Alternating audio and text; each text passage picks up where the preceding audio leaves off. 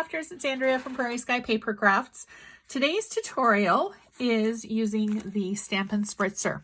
They come in a pack of 2 and are available from Stampin' Up. If you're in Canada and would like to shop with me, click the link below the video. Let's get started.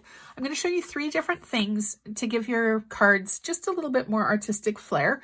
Of course, one of the things that you can use the Stampin' Spritzer for is just to prepare your work surface. If you're doing watercoloring, just spray your paper down and then you can get ready to start watercoloring.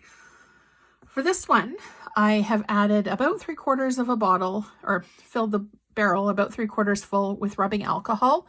And I've added in some of the Frost White Shimmer paint. A drop or 2 is all you need. And then you just make sure before you get working with it that you give it a bit of a shake just to disperse the paint evenly. And I'm doing it on the basic black because it's easier to see the effect. Lighter colors, it's harder to see, but it'll still catch the light. So I'm just going to hold it at about a 45-ish to 90-degree angle. And I'm just going to pump the glimmer onto it. And it will come out, depending on how hard you push, how close you are to the paper, it'll change the way that it looks. Okay, so there is our first look. I really love this. I think it would be pretty for a silver anniversary card or birthday card. It would be really quite stunning. So there's that one done. Now I've just put some tissues in my box top just to stop it from overspraying everywhere. Now the second technique that I'm going to be doing is a little bit of watercolor wash, maybe? I'm not exactly sure what to call it. So I've already punched out a daisy using my daisy punch, and I'm going to just set it on the corner of my card.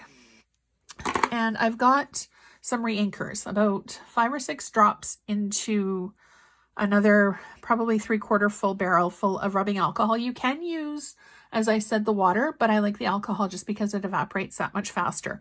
Now with this one, you're going to want to have a bit of a lighter hand. If you go too heavy, it will seep underneath where you've got your shape.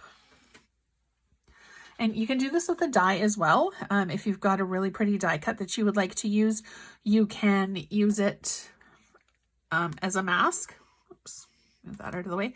I'm just going to hold this with my take your pick tool, and I'm going to start fairly high up and just a gentle spritz. Oops, make sure your nozzle is pointed the right way.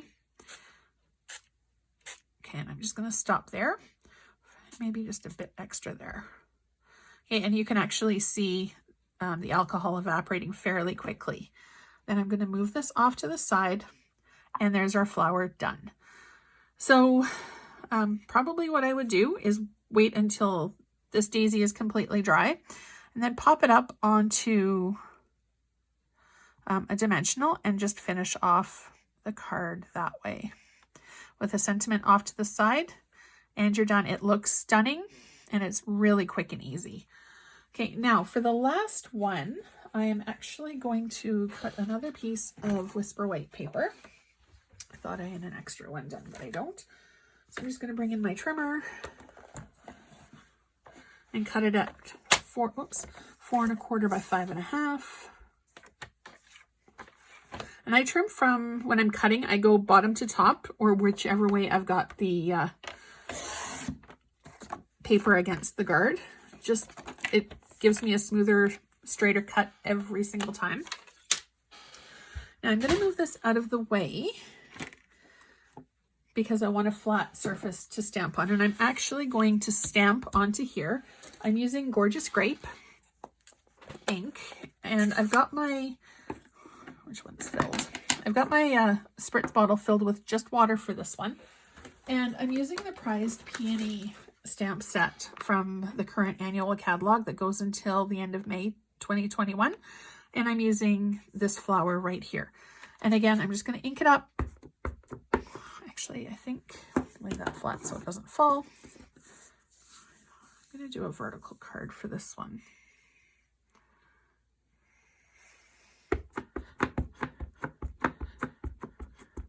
Get it good and inked up. And then I'm just going to take my spritzer and I'm going to move it off to the side.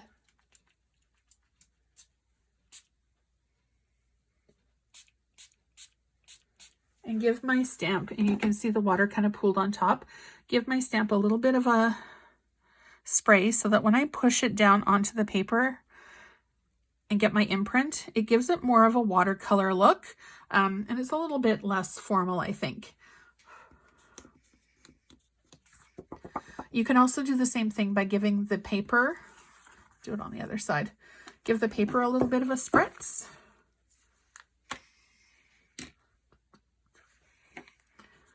Just do it straight down. And I like to blot off a little bit of the excess.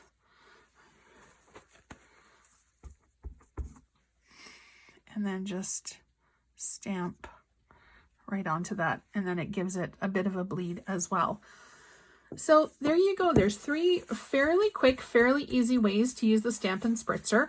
One final tip, if you're going to add things like shimmer paint or ink to your spritzers, I would first of all store them upright so that they don't leak. And my second tip with that, excuse me, is to mark what's inside, just so that you don't grab something thinking it's one thing and have it be something else. If this was just on my desk, I would never in a million years guess that it was Flirty Flamingo. I would think that it was probably Petal Pink. And also, if you're adding the re-inker to either alcohol or to water, the lighter colors require more to get a more in-depth color, and the darker colors, you need a little bit less, just because it's already quite a deep pigment. I hope you found this tutorial helpful. If you have any comments, feel free to comment below or send me an email, prairieskypapercrafts@gmail.com. Thank you so much for watching, and I hope you have a fantastic day.